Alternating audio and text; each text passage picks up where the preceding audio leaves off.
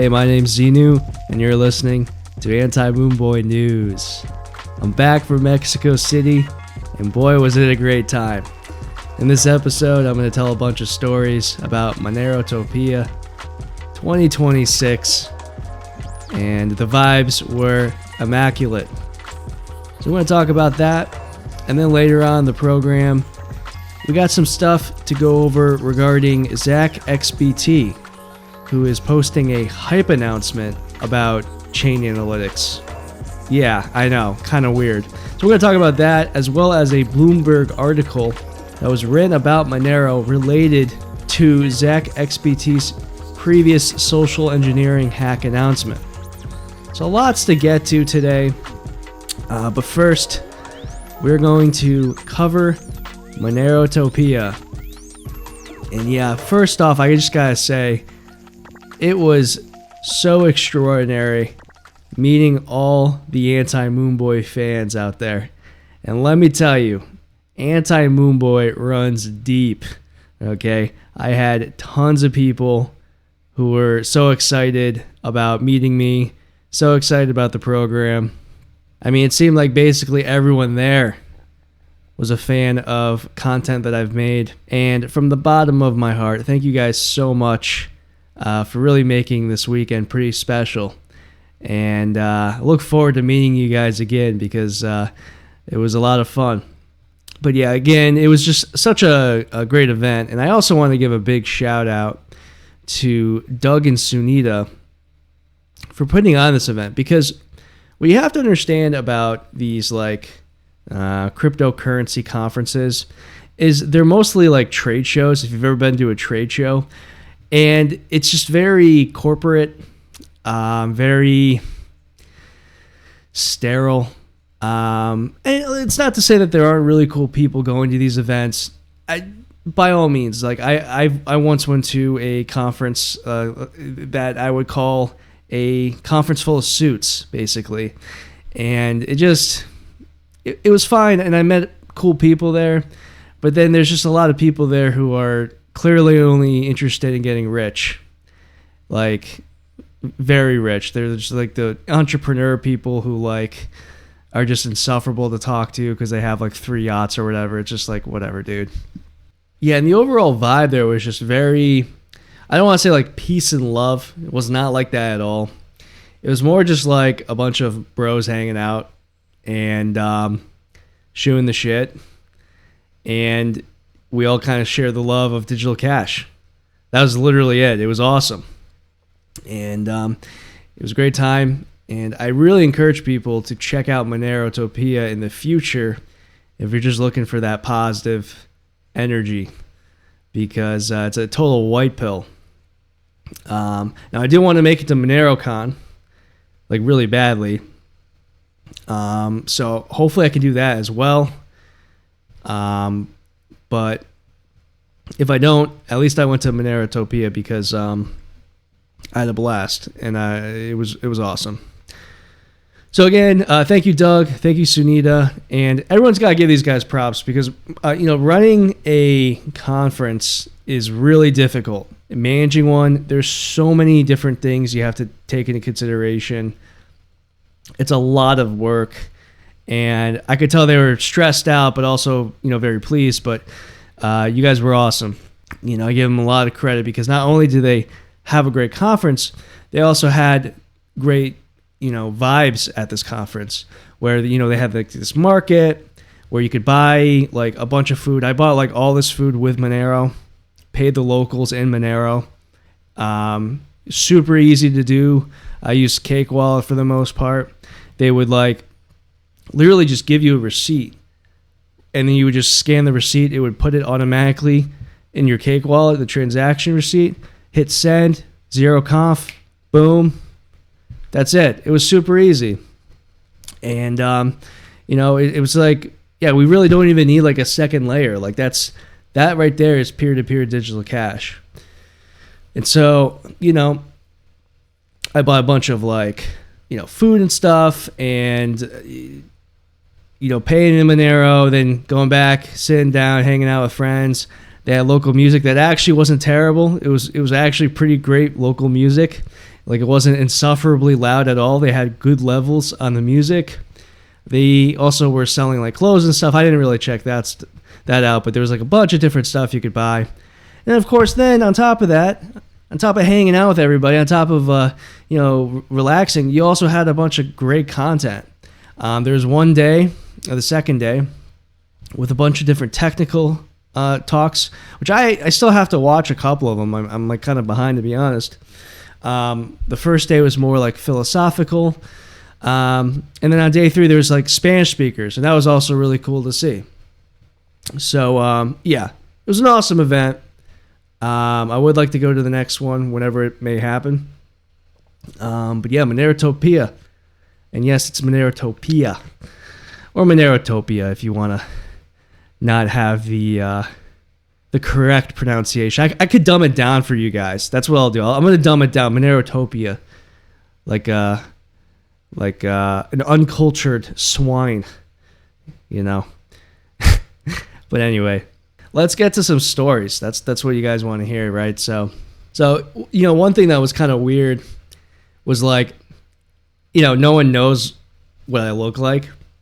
So when I introduced myself, I'd be like, "Hey, I'm Zeno," and then like their face would like light up, and they'd be like, "Oh my God, Zeno," which is cool, Definitely stroked my ego.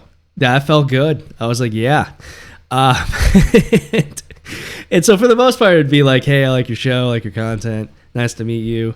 And then we just start talking. It'd be normal. I did have one interaction, though, that I have to mention because it was freaking hysterical. It was Thursday night, first night, and we're all kind of hanging out outside. And this one guy, I hadn't introduced myself to, so I went up to him. I said, "Hey, nice to meet you. I'm Zeno." And his face lit up. He's like, "Oh, Zeno, I love your show." And now, mind you, he's probably in his like mid to late 30s, if I had to guess.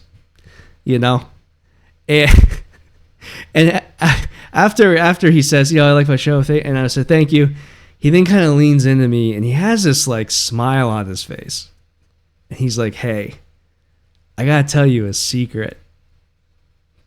And I'm like, "Okay." Sure, go on. He says, "I like to put on your podcast and fall asleep to it." I swear to God, that was the first thing this guy says to me. He goes, like a fucking creep, "Hey, I like to fall asleep listening to your voice." Holy fuck. Oh man, yeah, that was way too funny. I mean, I guess I've never considered that people fall asleep listening to my podcast. But you know what? It makes sense because I do the same thing to other podcasts. So I was kind of like, huh, okay, yeah, I guess people do that. Because like I've always thought, like, okay, there must be the Anti Moonboy walkers, going on a walk, throwing the pod on. Anti Moonboy drivers, maybe the workers, they're at work, they throw my show on. But the sleepers, that's a new one. At least to me, I never thought of it. So then there were other people there at the conference who backed them up. I'm like, okay, well, maybe I'm wrong. But yeah, the guy's like in his mid 30s. He's like balding. He's like, "Hey, your voice puts me to sleep." Oh, thank you very much. I appreciate that. That was great though.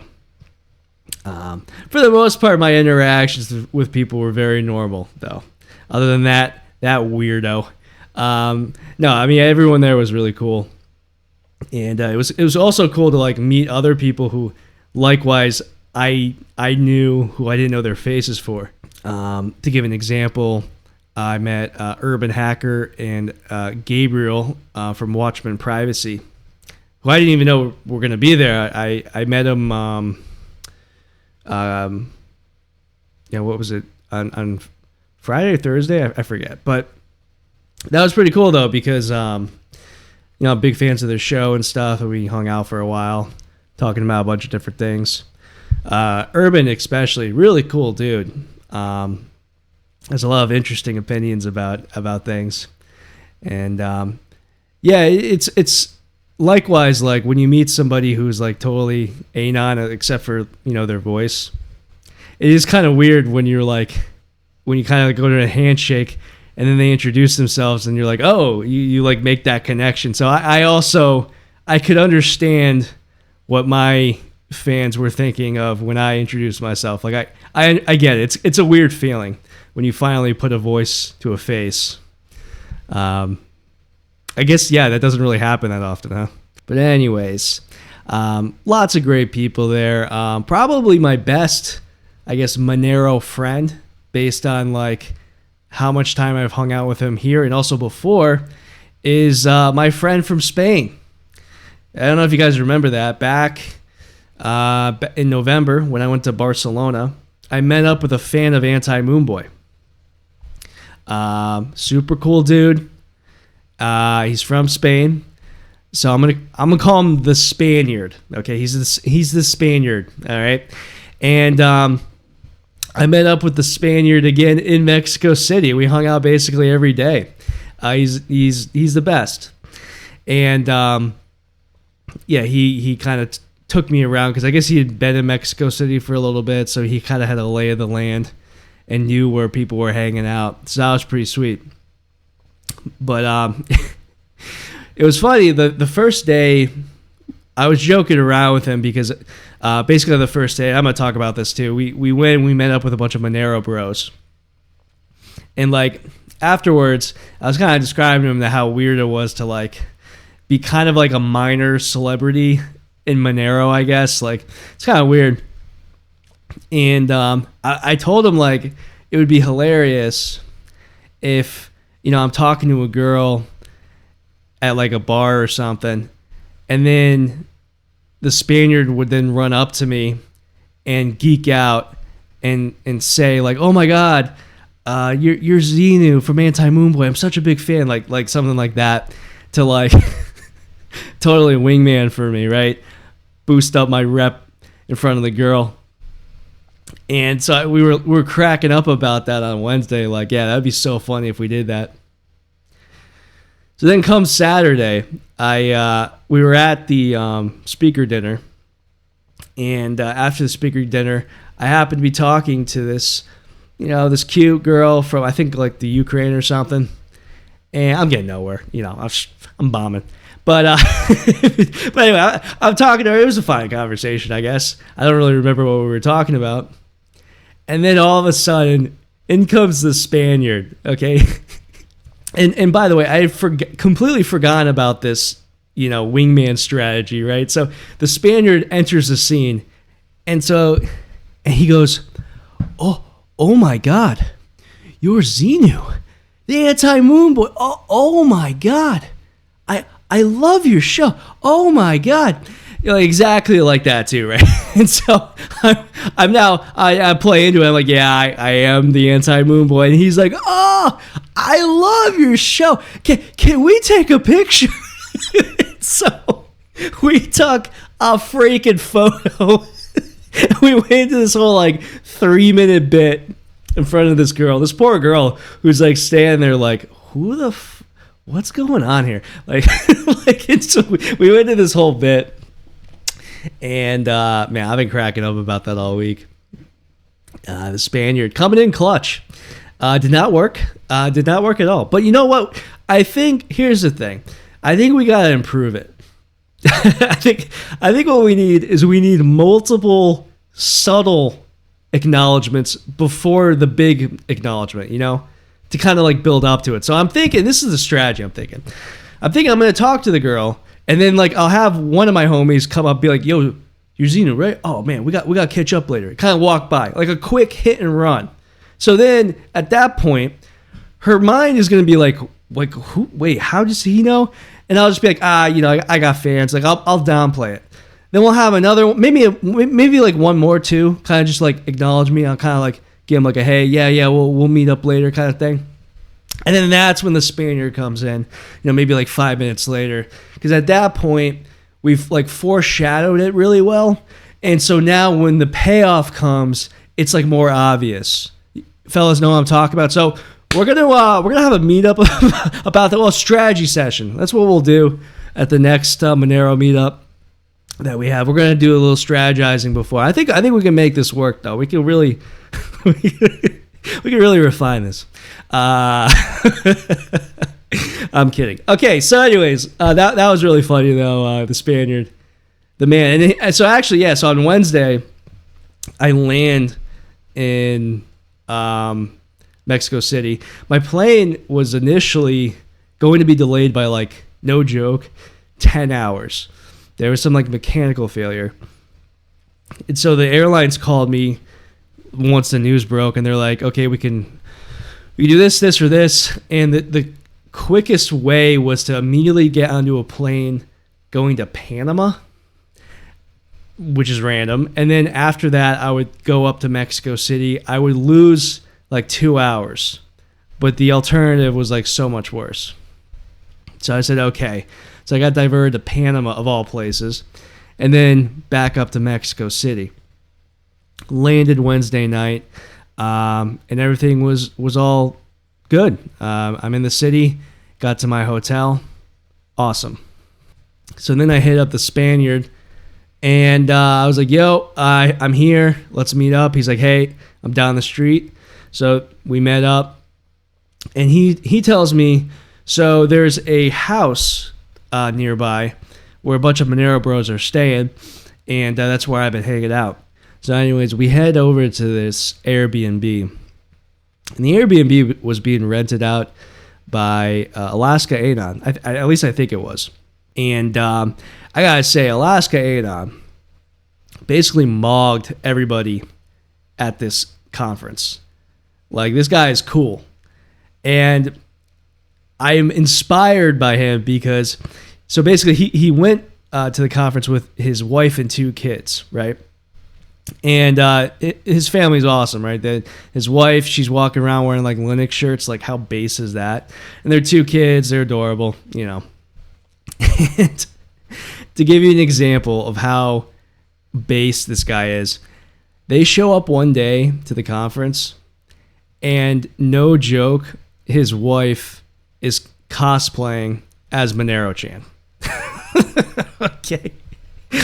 I don't know how that came to fruition. If it was her idea, that's even more based. They show up, she's dressed as Monero-chan, even wearing the orange heels. Like, it was really well done. So it was awesome. So I got to meet Monero-chan. It was pretty cool. And get this too.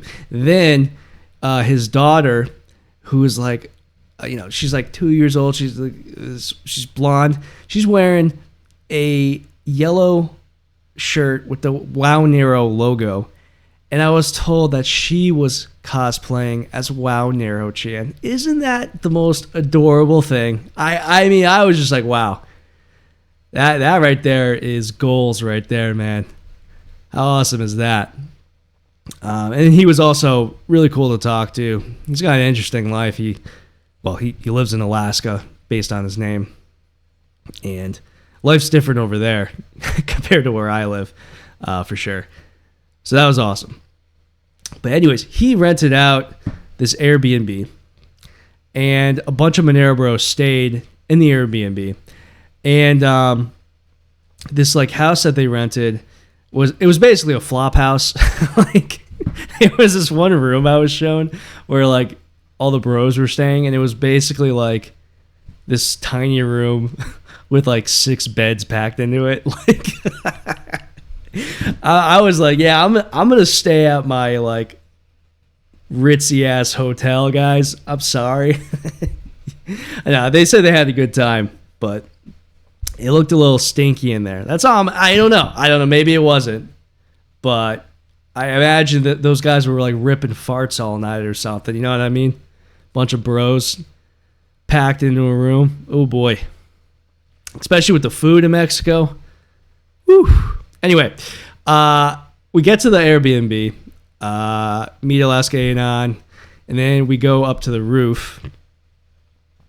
And on the roof is where all the Monero bros are hanging out. So I go sit down, and I'm sitting in between Tuxedo and Monero Mateo. And I haven't introduced myself yet. So then I'm like, hey, yeah, I'm Zeno. And everyone's like, oh my God. And, suddenly I'm like in, getting everyone coming over and saying hi to me and stuff. It was awesome. Like, who else was there? Shout out to Drunk Dial. He was there. It was nice to meet him. He's a fan of the show.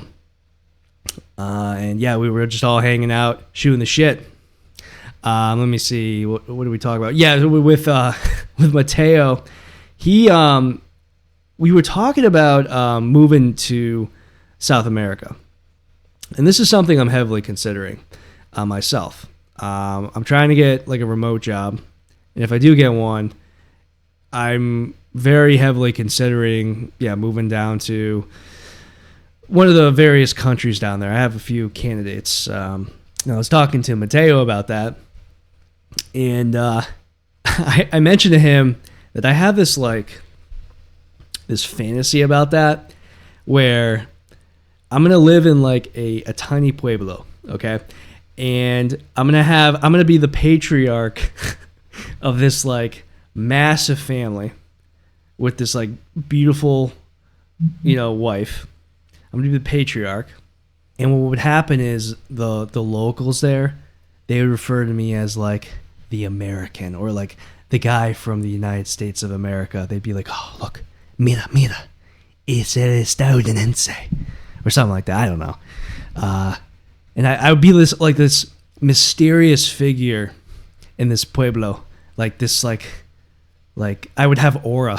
That's what I would be like, this aura, like I would just be like gleaming with aura, and they would all just be like, oh, I've heard about this guy, like, yeah, he moved over here with nothing but a couple dollars to his name, and now he is the patriarch of the largest family this pueblo's ever seen. Something like that. The fantasy has variations. I could go on. I played this out many different times. One time there's also a war, and I gotta help the pueblo out, so I organize a resistance using my tactical knowledge from Call of Duty. Hey guys, we're gonna set up. Okay, no, we're not gonna do this. Anyways, lots of different variations on that, but I'm sure you guys agree. And like when we're on the rooftop talking about this, like Mateo's like, oh yeah, I've thought the same thing. I'm gonna take a couple months to kind of gather some money together. I also want to go to MoneroCon, but perhaps sometime in July or something, I'll go down to like Colombia or something and spend a couple weeks, because like obviously I want to like spend some time living in an area I want to move to for like a year or something. So yeah, Wednesday night was a lot of fun. Got to meet the Monero Bros, and then Thursday, day of my presentation, right? So wake up. Obviously, I'm a little nervous, but got all ready, went to the conference, and again, the vibes there are excellent. Kind of hanging out with a bunch of different people and stuff, and had some coffee, and I'm kind of just sitting, chilling, waiting for everything to start, and I can already feel like the positive vibes of this conference kind of settling in. I was like, okay, this is gonna be a good time. The talks start. The first guy, pretty general talk. He's from Mexico City, just about like freedom and liberty and stuff. It was fine. And then after him was Ray Youssef, who's quite the character, to say the least. I don't know what his talk really had to do with digital cash and freedom, but you know what? He did his talk walking around in like a bathrobe, Like he's like walking around and like, and you can hear him just being like, you guys know what I mean? This guy like walks around just like growling to himself. It's the fucking I don't know if it's actually how he is or if it's like this performative thing he's doing, but he's like kind of like lumbering around, and he's like wearing like a bathrobe or something. Pretty bizarre. I don't know what that was about, but he was before me, and then it was me. So I'm about to go on. I'm pumped up. Before I even went on too, I met up with this one guy, Frank, from WebWipe. Shout out. Who he's like, hey man, I got into your content because of Attack of the Poison Outputs, and I'm like, right on, man. That's a series that I made a while ago, and it was how my channel started, and it's underrated, I think. You should check it out if you haven't. But I was like, hey man, cool. And he runs like a whole business about like wiping your identity and stuff on the internet. So it was pretty nice to get that props from someone who like knows a lot about OPSEC, right? So that was pretty cool. But yeah, so my talk starts. So like, I didn't tell anyone I was gonna wear the luchador mask, and the mask was a hit. Everyone loved the mask. So now I'm gonna have to just wear the mask for all my presentations. I think I'm just gonna do that from going on forward. It's gonna be like part of my character. Because anyway, Doug is introducing me, and as he's introducing me, he's like looking at the crowd and talking about Anti Moonboy and stuff. And so I throw the mask on, and then Doug looks over. You can see this in the video. Doug's like, oh my gosh. Like he starts kind of laughing to himself because he didn't see me wearing the mask earlier. And then he's like, oh, well, Zeno, come on stage. And so I went on and I went into it. And I thought my talk was very good. It was short and sweet. I thought it was going to be longer, but once I got on stage, it just felt like I needed to just kind of power through it. Because, talks where someone's just reading bullet point to bullet point to bullet point, those kind of start to lose me. And I kind of like to just kind of rapid fire, like talk about the content and also have extra content on there that kind of expands on it for the most part. Sometimes I'll like go through a slide and more in depth, but like I like to kind of like, I guess, bounce around. And I had initially like timed it in my head. Like I only practiced it once before, and it came out to like 25 minutes, and my talk only lasted like 17 minutes. So I really just like powered through it. It might have been the shortest talk of the week. I really don't know. But I thought it went really well though. I think my transitions were really good. I hit all the points I wanted to hit. I listened to it a couple times now. And I think I got my point across. And it was a little edgy, obviously. And I'm on stage and I'm just sweating my ass off under this mask, by the way. And my mouth is like super dry. I got like the dry mouth going on. But I powered through it. And I went way quicker than I thought. But I gotta say, the best part of the presentation was the questions afterwards. Phenomenal Q&A, had some really engaging questions, and because like when I was doing the talk, the other thing was like people were looking at me like I was crazy. Understandable. I'm like some lunatic wearing a luchador mask, rambling about darknet markets, right? But like afterwards, once I like got the Q&A and stuff, I realized like, oh, people were like really engaged by my presentation. And of course, then later on during the conference, when I was talking to people, I was approached a lot by people saying they really liked my talk and stuff. And also later on too on the internet, I retweeted my presentation, and I got a lot of props from people. Sam Bent, for example, he loved my talk. He like retweeted it, which was really cool. I got a lot of props. So that was awesome. Like I did put effort into this, and I'm now going to try to speak at DEF CON, actually. A little Spoiler alert, I'm going to be submitting a presentation probably this weekend. So yeah, we'll see about that. I believe that's in Vegas in August. Could they have picked a hotter month? Gosh, I'm going to have to be covered up because I don't know if you know this, I'm like pasty white, okay? So that could be problematic. After my talk, I then went hung out with everybody, and it was just good. It was a great day one. Made some really good friends, and shout out to Kenza, by the way. She was awesome. So I hung out with her a lot, and also Sir Jams a lot. They had like a little crew, and he was really friendly as well. And so, yeah, I mean, the rest of the week, I was mostly just hanging out with friends. On Friday, I was supposed to do a presentation for Rucknium. It's not ready yet, unfortunately. So he's still doing research, and he'll probably have that ready for MoneroCon, where then I'll probably do a recording for him for that. So I look forward to whatever work he finds. But I did watch a couple of the technical talks. I watched Jeff Rose. I thought that was great. He basically gave a whole overview of Carrot. And the whole outgoing view key nonsense controversy.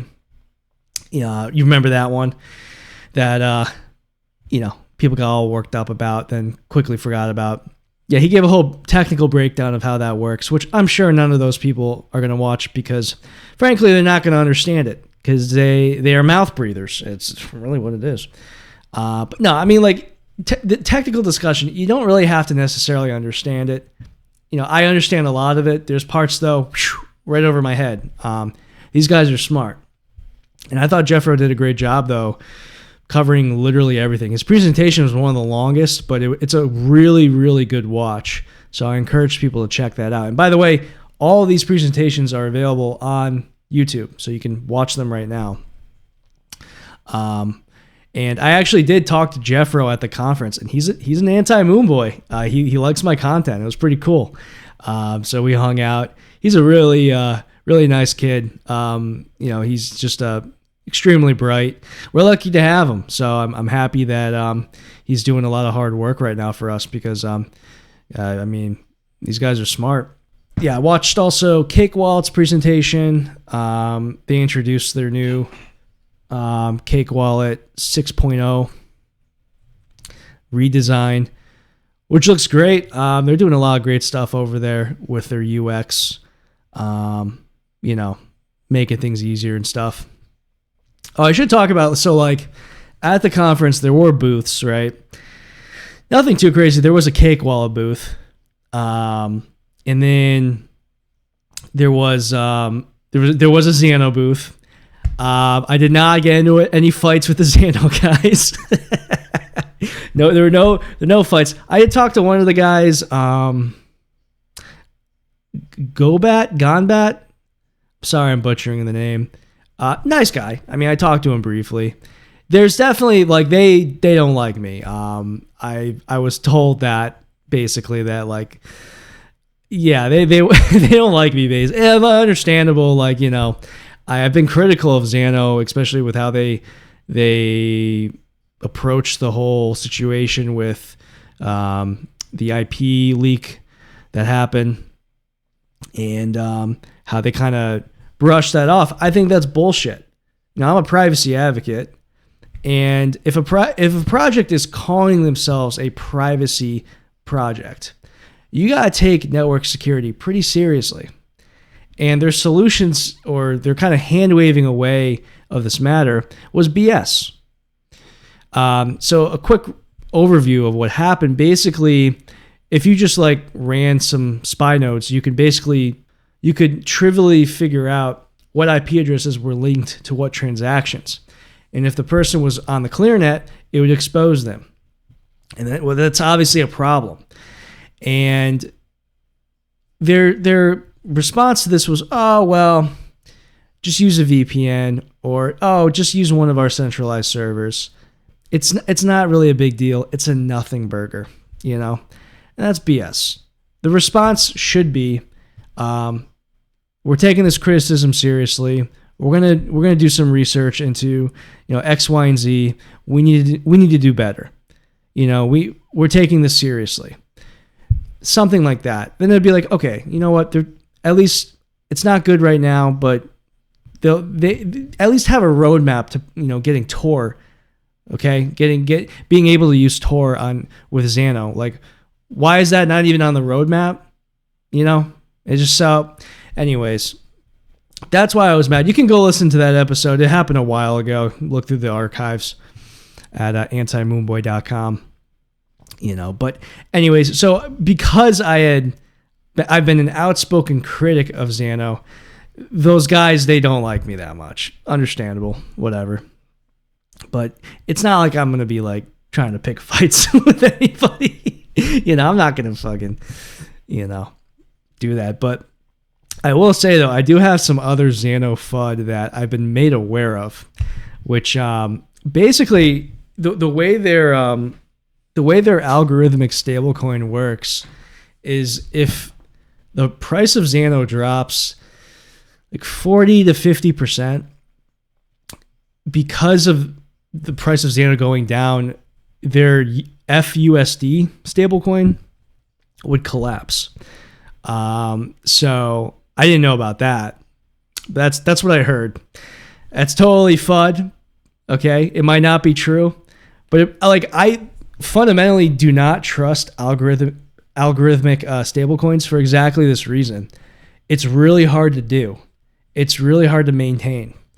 And frankly, if you're using a stablecoin, it's just much more trustworthy to use something based on, a trusted, massive project such as Ethereum, right? So that's my whole point with Zano. It's just like a tiny project, in contrast to these other projects that have stablecoins. And, if that's all it takes for the project to, lose its, or for the FUSD to plummet in value, I don't know if that's a good thing, right? So I will say these things on my show, right? And the Zano guys will, it's all just FUD. It's all this, that. It's just like, I'm trying to make these projects better. For example, I was the first person to tweet about Ospeed. Okay, I tweeted about Ospeed immediately. I was very much in the forefront during the whole Cubic scandal, right? That's kind of how my channel really became popular. People were like tuning in because those episodes were really important. So what, should I just not report on, these like weaknesses in projects that are associated with Monero? Because that's what they are. You know what I mean? Because I tweet about Monero all the time and its weaknesses. I have a series, Attack of the Poison Outputs. It's about breaking Monero. So anyways, yeah, they were there. Who else was there? Oh, the Cypher Stack was there, so that was cool. Got to meet Diego. He's a cool dude. And yeah, there were other projects like Pyrochain, whatever. But anyways, it was good vibes though. And it's not like I'm going to go up to these guys and just take a dump on their project in person. And I was actually told, I'm not going to say who told me this, that Zano, they were actually considering not going to Monerotopia because of all the negativity they've faced online. It's like, dude, there's a difference between online and real life. And for example, me, I'm not going to go up to you and start, calling you out. I'm just not going to talk to you. And if you talk to me, I'll have a cordial conversation with you. I'm not going to, I'm not going to be directly offensive or anything. So it's kind of unfortunate that people kind of immediately assume that, but apparently they were happy though with the reaction that they got at the conference. So whatever.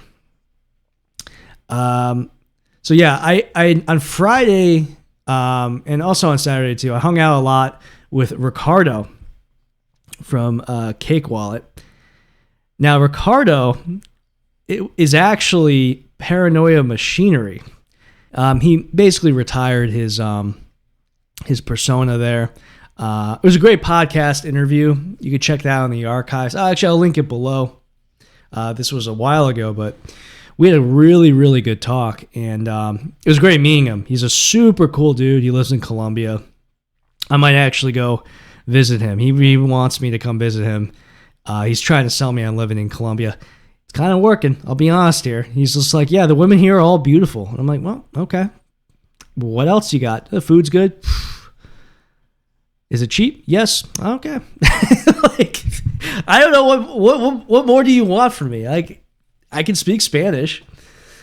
So I'm like, yeah, okay, sounds good to me. Yeah, we hung out a lot on Friday especially, and I remember on Friday I got called over to this table, and this table, it was like a bunch of the Spanish bros, right? And yeah, there was this one guy there who you guys probably would recognize. He's very active on social media, Escuelita Bitcoin. And this is the guy, he has like basically like a school where he teaches like kids about cryptocurrency. And he does amazing work. He does very, very good work. And he's a character, man, in person. Like, he's a little troll. He's a little troll, man. He was constantly busting my balls. Like, for example, I met him and I was talking to him in Spanish. He refused to talk to me in Spanish. He just absolutely refused. And he instead really wanted to speak English to me. I don't know if he wanted to practice English, because his English was, well, it could be better. It was good. It was good. It was probably equal to my Spanish, to be honest. But he'd be like, Zeno. He's like, hey, look. And he would like give me his phone, and he would play me a video of like him, you know, with his school and stuff. And he'd just be smiling, and he'd make me watch the whole thing. like I handed it back to him after like halfway through, like after like 30 seconds, and he's like, oh yeah, here. And he gave it right back to me. I'm like, okay, I'll watch the whole thing. He was funny though. He was constantly like busting my balls. So anyways, yeah, I was hanging out a bunch with the Spanish bros. We then went out, got some food. And yeah, it was a super cool time. Again, the topic of conversation was like moving to a different country, and all the Spanish bros were like selling me on it. And it also makes sense too, because if you think about it, like cryptocurrency, like if we're going to have actual grassroots adoption, much more likely over there, much more likely in countries in South America, because it's like, you know, at least in America, you don't really need crypto, right? It's just not necessary. But like in countries where there's like rampant inflation, like it does make sense that you have cryptocurrency, or at least stable coins, you know? So that was cool to see. Or cool to hear about, I guess, to like have like, okay, maybe there is like alternatives I can like look into that are actually reasonable. So shout out to those guys. Saturday, I think I've kind of covered everything. We did have the dinner, or the speakers dinner, where we all hung out. I got a chance to talk to Vic. Super cool dude. Super well-spoken dude. Vic surprised me because he like knows a lot more about technical stuff than I thought. I always kind of assumed he was more of like an entrepreneur who like had other people look into stuff, but no, he knows his like technical stuff very well. And so it was a pleasure to talk with him. And you know, he's doing a lot of great work over there at Cake. And I met a bunch of other people. I'm sorry if I'm forgetting other people. And so I got one other story to tell that was particularly weird. I think it was Saturday. I think it was on the last day. I was like walking around, and I was talking to who was it? It might have been Guy. Anyway, I was told that they thought that I got arrested. And I'm like, what? And they're like, yeah, I thought you were in jail. And I was like, what the fuck? And then I walked a little further, ran to someone else, and it was like the same thing. They're like, oh, Zeno, I thought you got locked up. I'm like, what the fuck?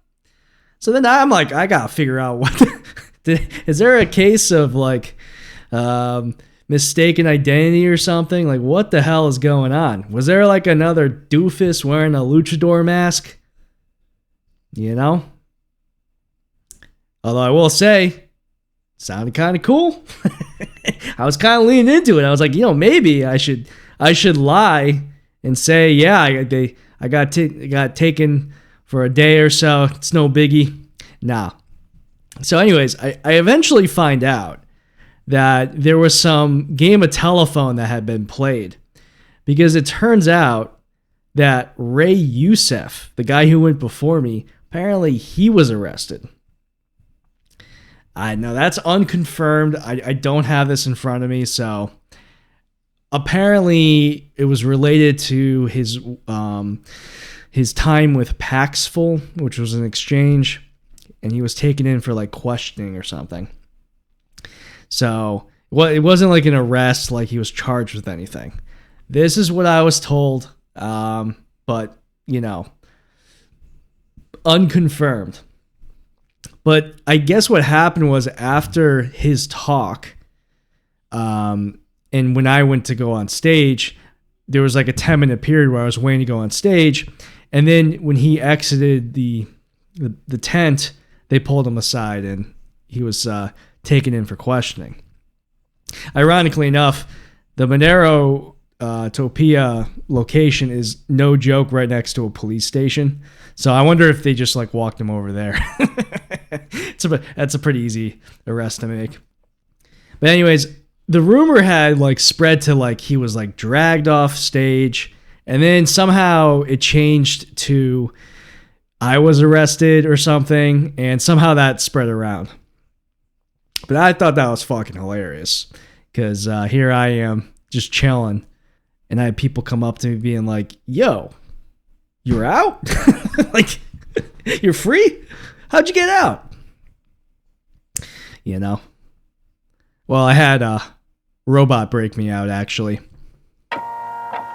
Beep boop. I have a discombobulator to deactivate the security system. Beep boop. Yeah, you didn't do anything, actually. Yeah, I took Robot with me, actually, also to Mexico.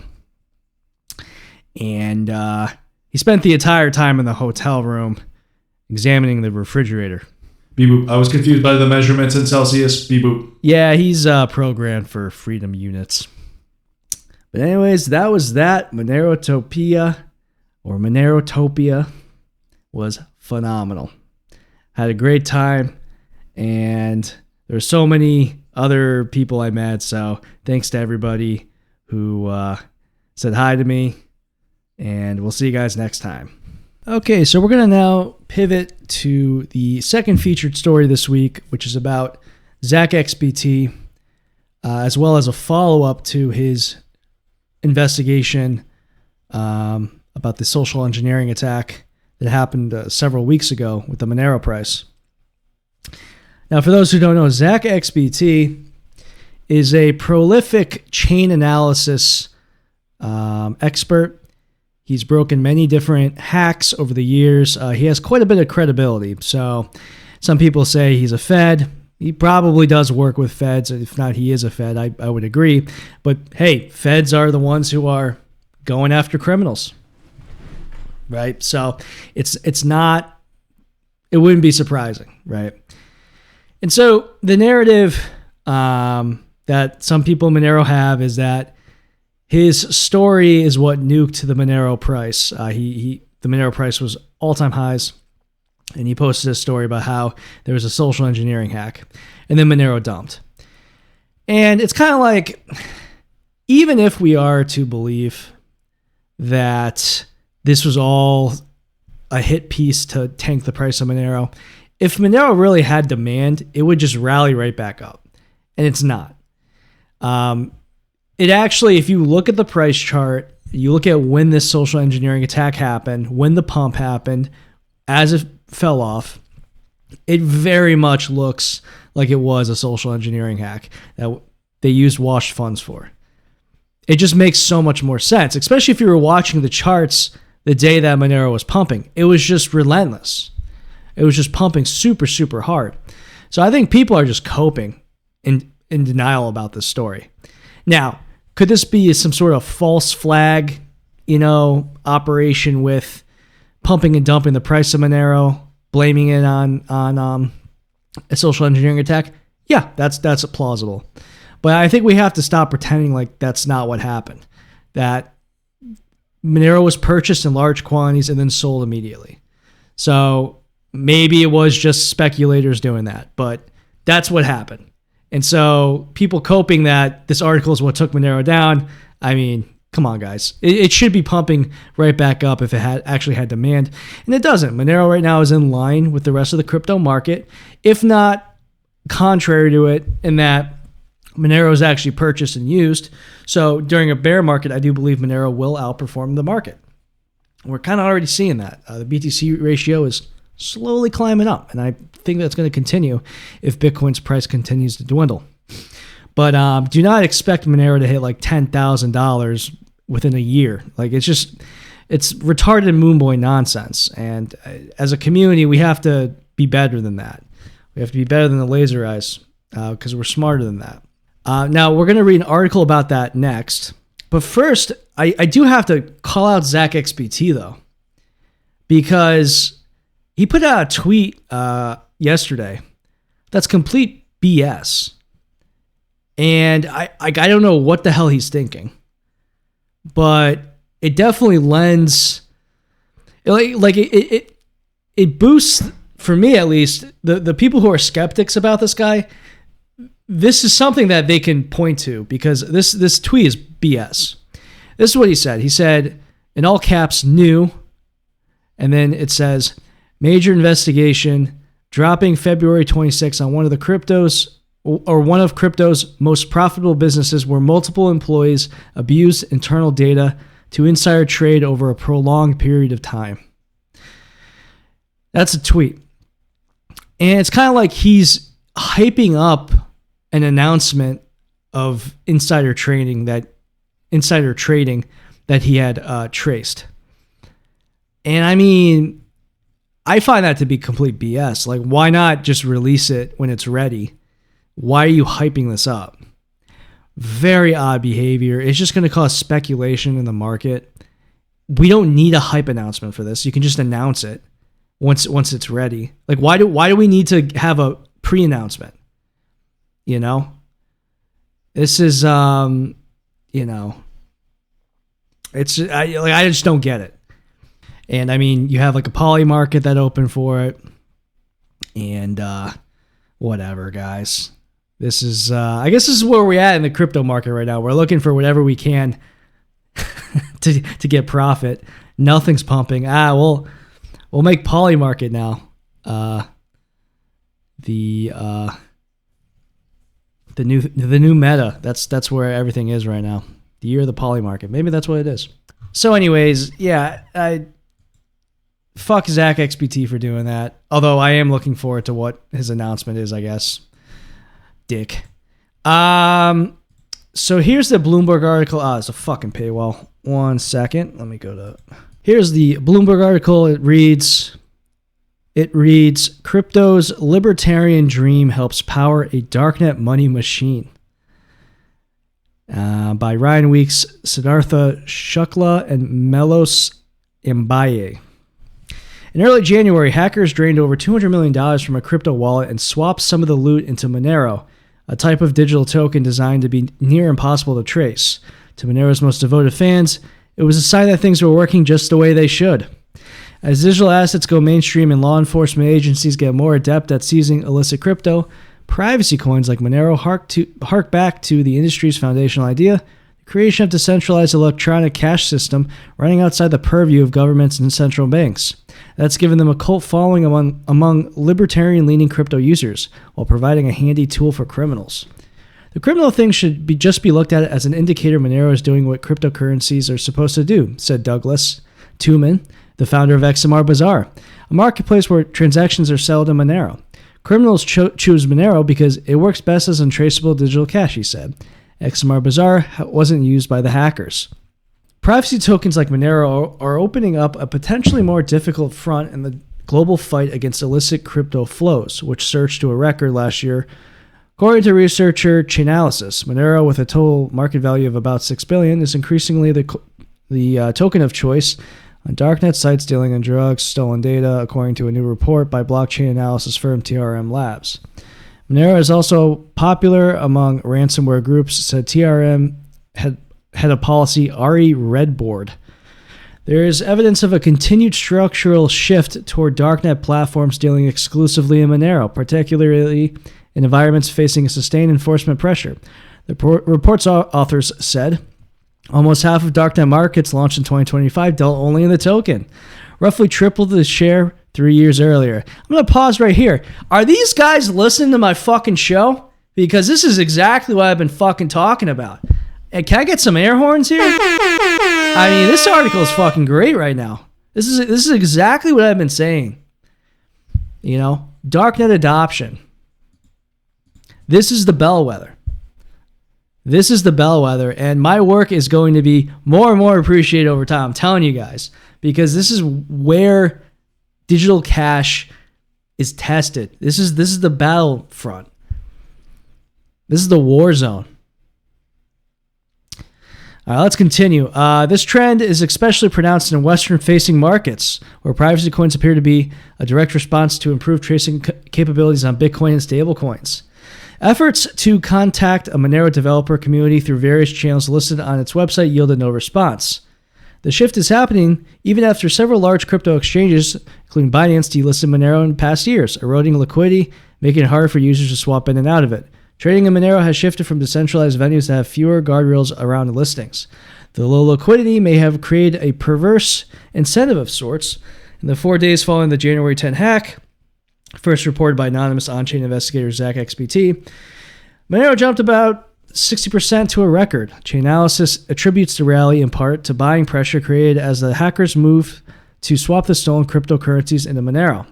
Monero has cratered from its January 14 high, but is still up almost 50% over the year, handily beating bigger tokens like Bitcoin and Ether. Some of the most prolific cybercrime operations, like North Korea-affiliated Lazarus Group, will gravitate towards more liquid currencies like Bitcoin when they launder proceeds from major hacks and have relied on so-called crypto mixers to hide the trail. On blockchains like Bitcoin and Ethereum, the history of transactions is visible for everyone to see, with wallet addresses represented by a string of numbers and letters. Privacy coins like Monero also record transactions on the public blockchain, but use cryptocurrency to obscure key details, like the sender, recipient, and transaction amount. That means anyone trying to track a suspicious amount has minimal information to work with. It doesn't mean Monero is impossible to trace. It has higher protections, but not perfect protections, said Justin Ehrenhofer, who in 2023 set up a firm to investigate Monero transactions that was subsequently bought by his current employer, Naxo. For instance, law enforcement and agencies can use information associated with Monero withdrawals from exchanges. I'm going to pause again. Guys, it's as if this article is following exactly what I've been saying over the past year. I swear. Yes, it's KYC metadata from exchanges. This is what they're using. Seriously, watch Attack of the Poison Outputs. I literally say this over and over again. They're using KYC metadata to attack Monero. So if you want to avoid Chainalysis, don't use KYC. That's it. So anyways, Justin Ehrenhofer, we know he was in Breaking Monero. He's kind of he's a trader now. I mean, it is what it is. You know, he's now working for Chainalysis, whatever. He's making money, whatever, right? But he's an expert on this. I think we can all agree that he's been involved with this for past decade, and he's telling you that as well. This is the meta. All right, going back. In June, the United States Attorney's Office from the Southern District of New York said it charged a 25-year-old UK national with a years-long hacking scheme that cost victims more than $25 million. The person allegedly stole data and offered the information online, indicating in messages that they accepted payment in Monero, the announcement said. I didn't hear about that. I might have to look up that story. All right. Next up. It says, privacy under siege. Tuman of XMR Bazaar says Monero's attractiveness to criminals obscures the fact that it's also widely used for legitimate purposes. His platform, which he describes as a kind of Craigslist where users can buy and sell everything from cars to plots of land and settle in Monero, has employees who screen for suspicious listings, he said. Without a doubt, criminals are some of the early adopters of Monero, but they're definitely not the only ones, Tuman said. For crypto's most diehard defenders of privacy, these are anxious times. Wall Street is moving headlong into the asset class, which emerged in part as a reaction against the excesses that led to the 2008 global financial crisis, subsequent recession. About $86 billion worth of Bitcoin, the original cryptocurrency, is held by United States exchange-traded funds issued by the giants of traditional finance like BlackRock. Tether, the El Salvador-based issuer of stablecoin USDT, long one of the most widely used tokens among outlaws, says it frequently collaborates with law enforcement agencies to freeze wallets tied to illicit transactions and sanctions evasion. Blockchain analytics firms such as Chainalysis and TRM work closely with authorities to trace ill-gotten crypto. Tether has assisted law enforcement on more than 2,000 cases in over 60 countries, resulting in $4 billion in frozen USDT.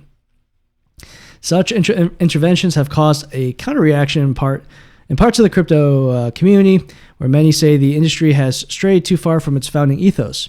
Criminal use, privacy purists argue, is an unfortunate but acceptable consequence of staying true to crypto's core ideals, one of which is freedom from government outreach. Privacy is a human right, said Luke Parker, a Monero developer. Projects such as Monero aim to ensure our right to privacy. They aim to give us a way that we can privately interact with others in our capitalistic society.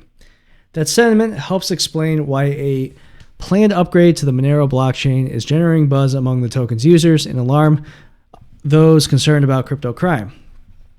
Monero uses a privacy technique known as ring signatures, in which each transaction input is mixed with 15 decoy inputs. Only one of the 16 possible inputs is real, but all appear equally valid on the blockchain, making it extremely difficult for outside observers to determine which funds are actually spent or who sent them. One aspect of the upgrade is including full chain membership proofs, which effectively increases the possible recipients for each transaction from 16 to millions. That makes any effort to entangle who received by sifting through possible recipient addresses more or less pointless, says Paul Sibanek, Chief Executive of Crypto Forensic Investigators. The change looks poised to intensify the standoff between privacy advocates and the agencies tasked with resolving crypto crime. I think the challenge is how do we enable lawful users to have privacy and yet stop bad actors from abusing privacy technology, said Redbird of TRM Labs. I mean, that's the end of the article. I mean, that was holy crap. I think that's the best crypto article I've ever read. I'm going to come out and say it. That was a gorgeous piece of journalism. Shout out to Bloomberg. This is basically Anti Moonboy right here. I'm pumped. It's happening, guys. What's happening is the BS around like the suit coiner stuff. It's starting to really grate on people because they're being lied to. Their project's not pumping as much as they thought, and they're starting to realize, like, you know what, that hardcore side, the people who actually want to use cryptocurrency, they're using Monero. And that is going to be very inspirational for people over time, especially during bear markets. And yeah, of course, you're still going to have the suit coiners doing their thing, but we're really building a culture in Monero that's just, yeah, criminals are using us. Like, okay. And in the back of the minds of, the Bitcoiners, they're going to be saying, well, why aren't they using Bitcoin? What's going on here? And that's going to set in motion this kind of like switch to, maybe I should learn about Monero because it's apparently much more powerful. Apparently, it has a lot of aura. So anyways, that was a great article. I'm going to link that in the description. Highly recommend. Well, I did just read it, so I guess you don't have to check it out. And one more thing before we get to Super Chats. So this whole Hyperliquid Wagyu thing, controversy, spun up again. And, to kind of briefly summarize, there's this thing called Hyperliquid. People use it to trade shit coins. I know, really useful. And so a bunch of degens use it, but now there's like a Monero pair on it, and it's not actually Monero, and it's a centralized kind of holdings. So there's criticism about it. The critics are saying it's going to be a rug pull, very plausible. Defenders are saying it's more liquidity for Monero, which is positive, true. So there's been shit flinging on both sides. However, the guy who's behind the project, he put out this lengthy post, which I'm definitely not going to read because it's like very long. But there was a great response from Ruben Yap, actually, from Firo. And I'm going to read it because it kind of summarizes like my issues with this, because the problem with this Hyperliquid situation is that it can easily be attacked by law enforcement, and that's problematic. So from a privacy perspective, it's not safe. And so this is what it says. While making Monero available to masses is really important, placing significant amounts of Monero in an effective 2 to 4 multisig, even as a transition phase, with no participants, places the Monero and those involved in the multisig under a lot of legal, regulatory, and personal risk. I'm going to pause right there. So basically, the Hyperliquid, what they're going to be doing, or this Wagyu, what they're going to be doing is they're going to be making a multi-sig to build trust, because right now it's centralized under one owner. So they're saying, hey, we're going to get trusted members of the Monero community and make a multi-sig. And Ruben Yap is saying, well, the people who are known participants of this, they're now targets of law enforcement. So Ruben continues, a small multi-sig does not defend against arguments that the setup is operating as a money transmitter. VASP, and sanctions liability, especially since no KYC/AML is likely to be performed. It instead makes them easy targets for subpoenas and enforcement actions, and regulators will view this as a custodial bridge. Even if this is a transitional stage, it is of indeterminate length, and if the decentralized stage is already figured out but just needs time, it's better to do work to get there instead of deploying it in stage 2 and putting everything at risk.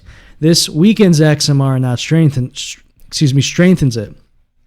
A better setup is one adopted by Sarai, by Luke Parker, where the entire validator set, 150 plus, where anyone with sufficient bond can become a validator, is a multi-sig where you need 67% of them to produce a signature.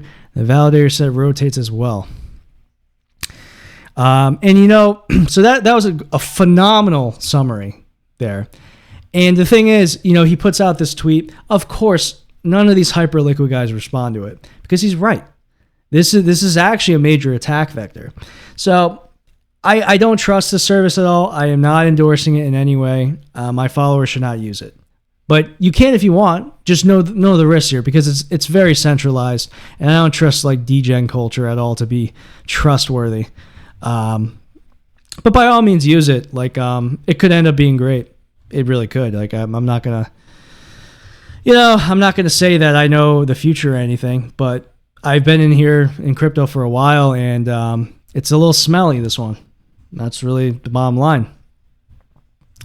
Now, this was also funny though. So my boy Ricardo, who I was talking about earlier, he actually tweeted about this. And he had probably the most rational, logical take, because there's a lot of shit flinging going on. But this is what he said. He said, I don't trust the Wagyu bridge because the guy who built it posts about how much he uses amphetamines all the time. And I learned early in my life to never trust tweakers for any reason. I mean, I read that tweet. I'm like, you know what? Actually, pause. I'm sold on this not being trustworthy now. Like that's actually a pretty good point. No counter argument there, by the way, as well from the supporters. How do you even counter that? It's like actually he's got a point. So that was funny. Okay, we're gonna wrap up there and switch over to super chats. You can go to xmrchat.com/Zenu if you'd like to donate, participate. All right, we have 3 donations, presumably all from the same guy. The first one's from Good Goy, who gives 0.01 XMR. Thank you very much. And he says, yum, yum, consume, goy slop, yum, yum, consume Goyflix, yum yum, consume surveillance coin. Well, thank you very much for that donation. I don't really have a comment for you on that. Well, I love some slop there. Yeah. Yeah, I don't really have a comment on this one. I'm sorry. Yeah, what slop have you guys been watching lately?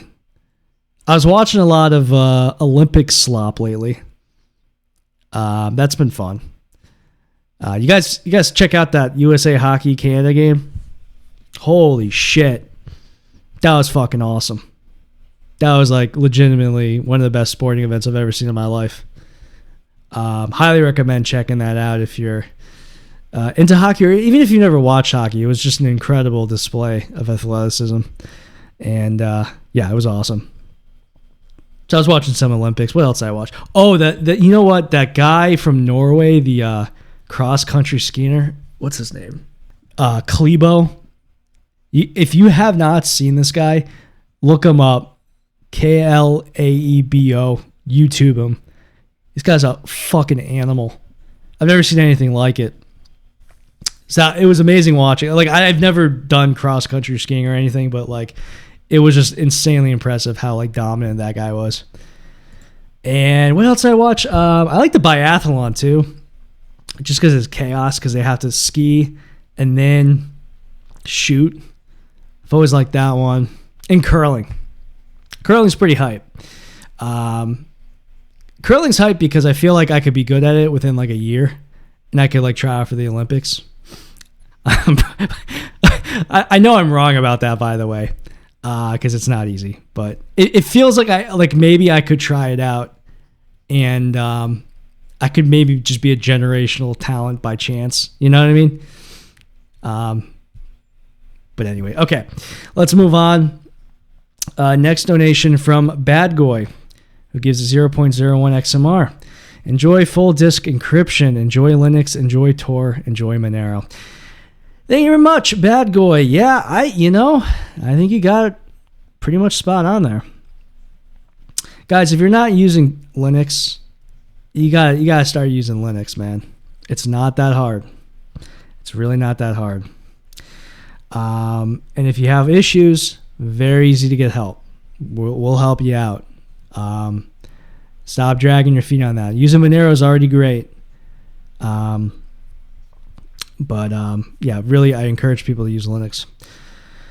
And last but not least, we have another donation from Bad Goy, who gives 0.010101 XMR. Thank you very much. And it says, the lack of privacy may be the missing link for crypto payment adoption. And that's from CZ 2026. The man who delisted Monero. You can't make this shit up. Yeah, I saw that. That's funny. Yeah, I don't know, man. It's typical. They say one thing, they do the other. We see this with corporations and government.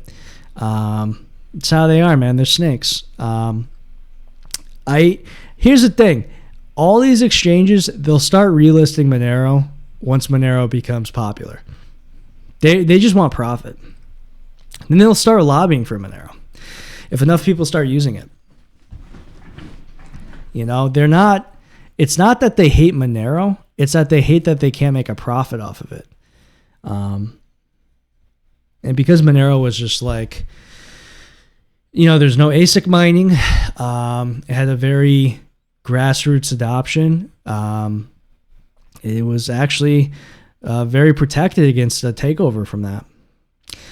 All right, well, guys, I'm going to wrap things up there. Thank you so much for listening. antimoonboy.com/merch if you want to buy some t-shirts.